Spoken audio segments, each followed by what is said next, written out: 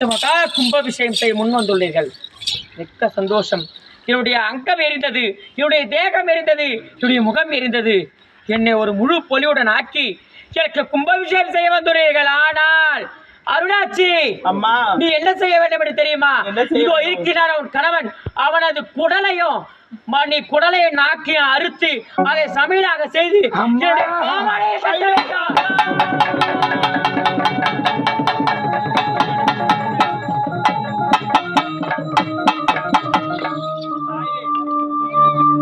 என்னுடைய கணவனை என்னோட சேர்த்து விட்டேன்னு நான் எவ்வளவு சந்தோஷப்பட்டேன். ஆனா இருந்தாலும் அம்மா, தெய்வத்தின் மார்பில் சூட்டிய மாலை